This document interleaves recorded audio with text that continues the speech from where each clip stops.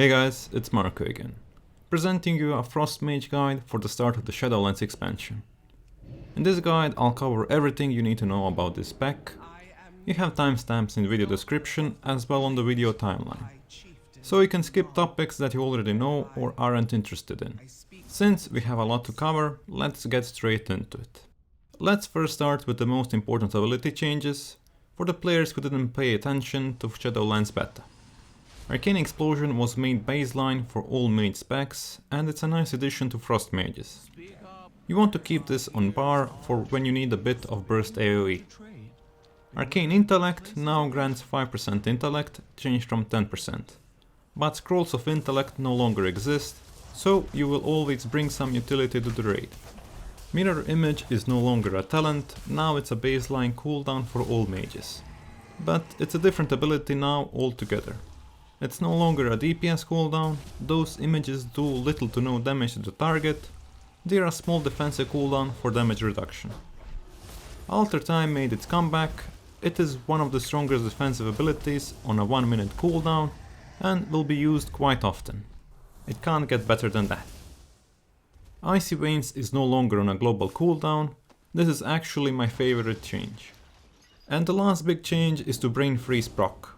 After you cast an instant cast Flurry, the affected target will get 2 stacks of Winter's Chill, which last for 6 seconds. Winter's Chill used to last like half a second and have no stacks, and this is a great change for Frost Mages. That's all from important ability changes, now to talents. First row of talents didn't receive any changes, we still have Bone Chilling, Lonely Winter, and Ice Nova. From all these talents, Lonely Winter is by far the best one. Most of our damage in PvE comes from Ice Lance, and this is a 25% damage increase to it. You will be using this talent in all situations. Second row of talents received a small nerf to Shimmer. Its recharge time is increased from 20 to 25 seconds. We got Glacial Insulation, Shimmer, and Ice Flows. This is an utility talent row, so it's a pretty much an optional talent row.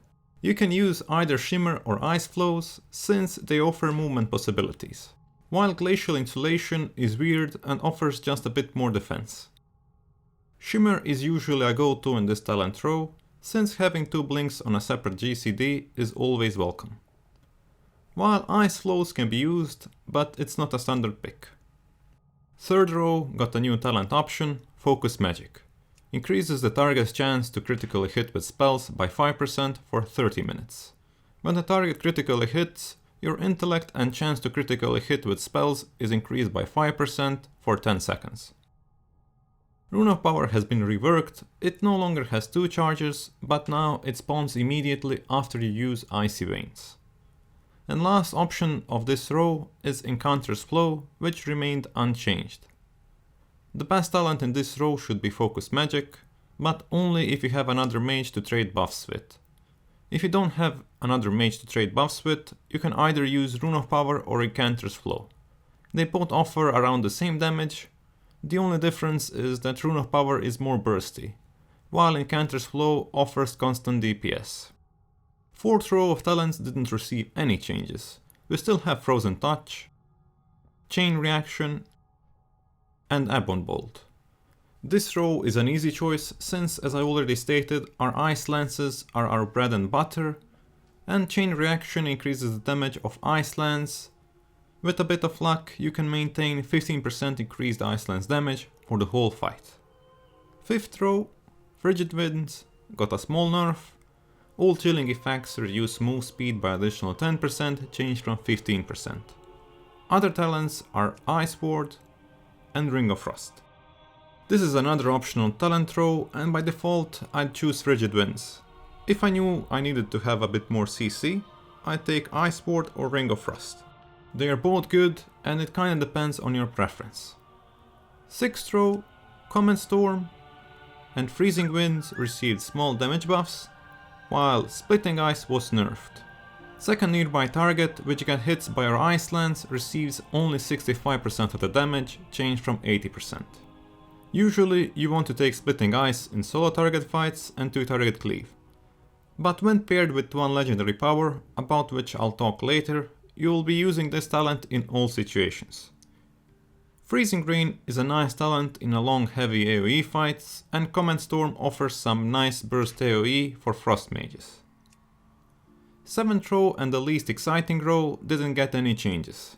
We got Thermal Void, Ray of Frost, and Glacial Spike.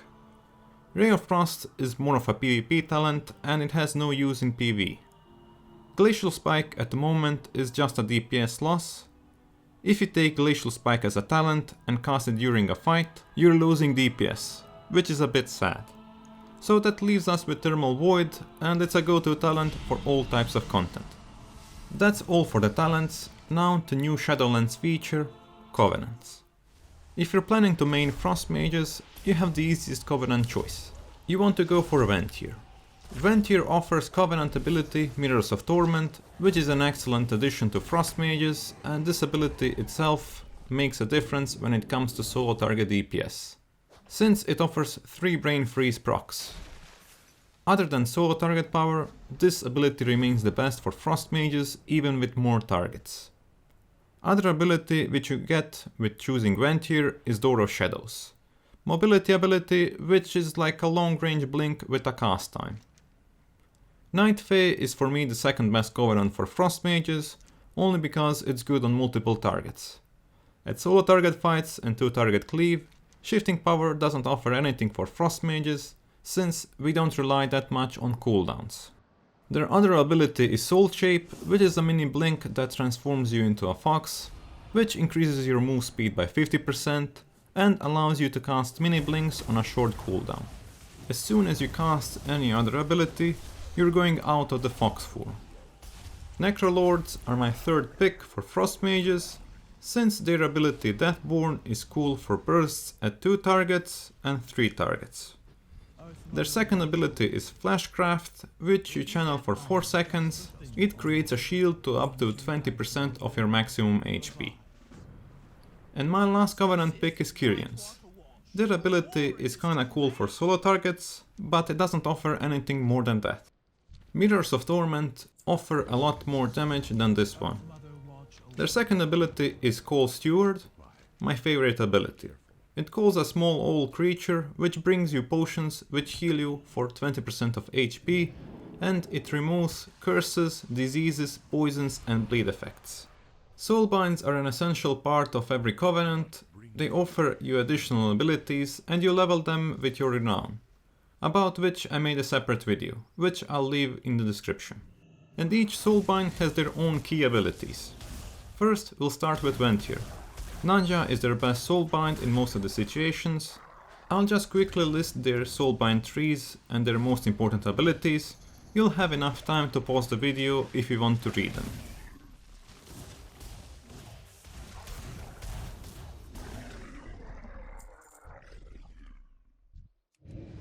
Night Fae Soulbinds, Corine is their go-to pick for Frost Mages.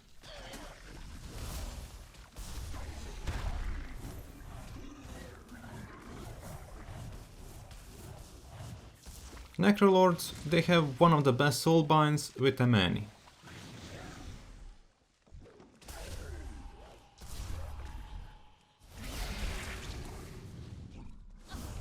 And lastly Kyrians, who have Pelagos and Clea as good Soulbinds.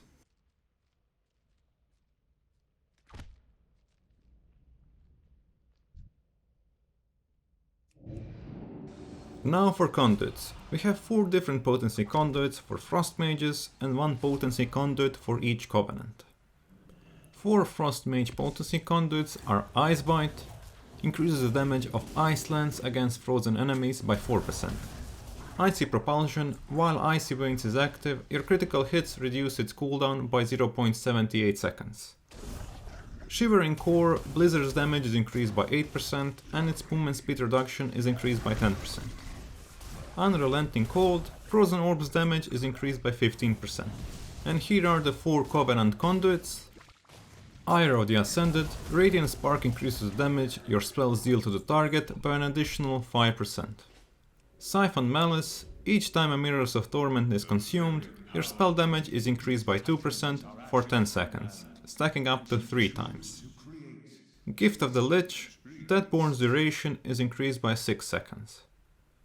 Discipline of the Grove. Shifting power reduces your mage ability cooldowns by an additional 10 seconds over 4 seconds. Best conduit choice for us on solo targets and cleave is Icy Propulsion, followed by Ice Bite. Third conduit choice should be Siphon Malice and Ire of the Ascended. And for AoE situations, so 3+ targets, Icy Propulsion is the best, followed by Unrelenting Cold. And third choice should be Siphon Malice or Discipline of the Grove. Bear in mind, the powers of these conduits will change depending on their rank, so Icy Propulsion might not be the best if it's a very low item level. But you can always use simulations like raid bots to determine that. Mages also have 3 different endurance conduits. Cryo Freeze, while inside Ice Block you heal for 55% of your maximum health over the duration. Diverted Energy. Your barriers heal you for 25% of the damage absorbed. Tempest Barrier. Gain a shield that absorbs 4% of your maximum health for 15 seconds after you blink. I prefer having Tempest Barrier or Diverted Energy, but these are optional. And lastly, we have 4 different finesse conduits. Flow of Time. The cooldown of blink is reduced by 2 seconds. Grounding Surge. Successfully interrupting an enemy with counterspell reduces its cooldown by 2.5 seconds. Incantation of Swiftness. Invisibility increases your movement speed by 45% for 6 seconds. Winter's Protection. The cooldown of Ice Block is reduced by 25 seconds. All conduits here are excellent, except Incantation of Swiftness.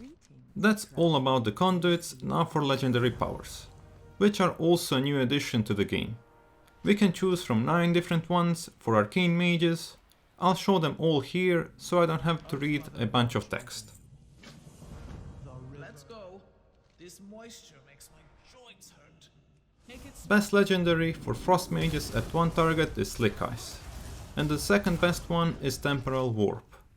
For multiple targets, the best one is Glacial Fragments, followed by Freezing Winds. Glacial Fragments is the reason we're taking Splitting Ice talent on multiple targets, because Glacial Fragments proc on each Ice Lance. So basically you can cast 1 Ice Lance and proc 2 Glacial Fragments. Freezing Winds is a really versatile Frost Mage legendary, together with Temporal Warp. They are alright at all situations. Stats. It's hard to talk about definite stat weights at the moment, but historically Frost Mages benefit the most from critical and haste. But don't worry much about stat priority. Item level will matter a lot, due to power of intellect. And as always, I recommend simulating your character's DPS and stat weights to determine what is the best for you. Rotation and Opener. Frost Mages don't really have much of an opener, they have a priority list, since they are a spec which is based on procs from your spammable abilities. Opener should go like this: precast Frostbolt, followed by Icy Veins plus Frozen Orb into Ice Lance. After that point, you're just going by your priorities.